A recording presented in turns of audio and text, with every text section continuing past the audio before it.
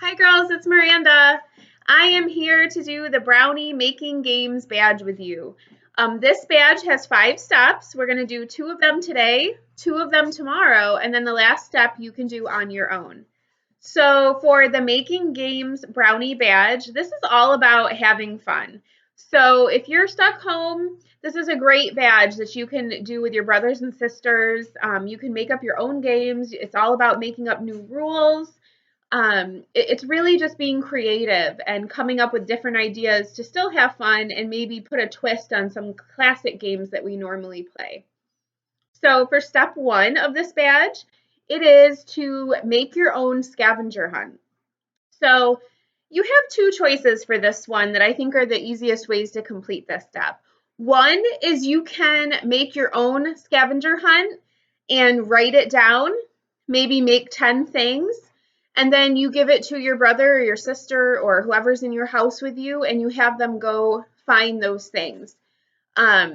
If you have 2 or 3 people in your house, you can give one to each, and maybe whoever comes back and finds the most items in 10 minutes gets a prize, or they get to choose the snack for the day. There's different ways to make it really creative. Another thing you can do is you can make a see it.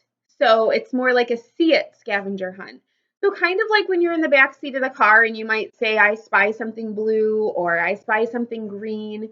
You can kind of do that one at home too. And then you don't have to really write anything down or find objects. It's totally up to you. So what I did is I wrote on a piece of paper. What I did was I just grabbed some paper and just some markers. And I wrote down my scavenger hunt and I said 10 minutes to find 10 things. So let me hold that close for you. So I have paper clip, button, something purple, something with wheels, something that makes noise, a leaf, something soft, ruler, pencil, something that has polka dots.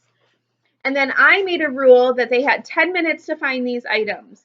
So what I would do is if I was doing this at home, I would give one of these lists to each person that's playing with me, and I would give them 10 minutes to go and find the items and come back.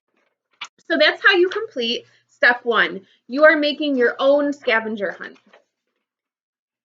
Now for step 2, the best way to complete this step that I think is the most fun is to make your own mystery game using a box.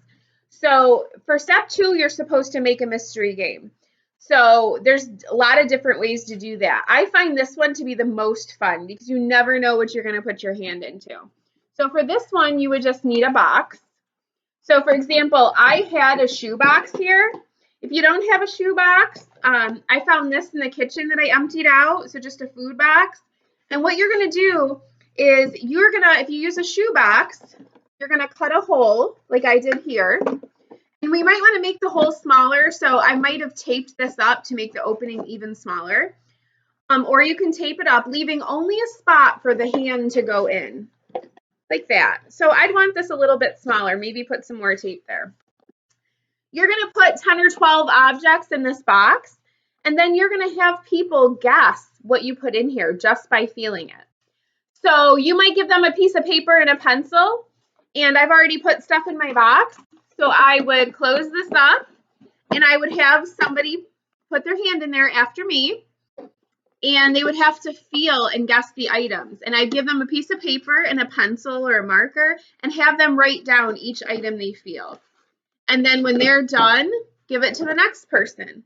The person who guessed the right amount of items or the most amount of items wins, and you just created it. So some ideas of things that you can put in your mystery box. I put in a hair clip. I have a marker. I have a little keychain, a little guitar pick. I have a paper clip, a dream catcher. So you can put, whatever you can find that you want to put in here. So somebody puts their hand in and they try and guess the items and then they write it down on a piece of paper. So that's how you complete step 2.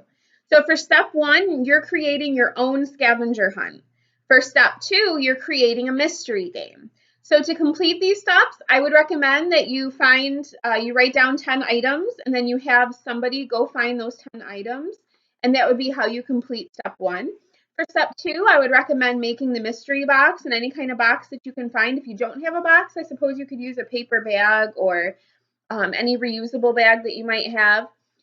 And you put 10 to 12 objects in there and then have somebody put their hand in there and guess and see if they can come up with as many guesses as they can about what you put in there. And that is how you complete step 1 and step 2. Now, tomorrow we are going to be doing step 3, which is create a party game, and step 4, which is changing the rules. So make sure that you join me tomorrow so you can learn about those steps. And then the 5th step is for you to create your own game, create your own sport or game on your own, and you can do that at home.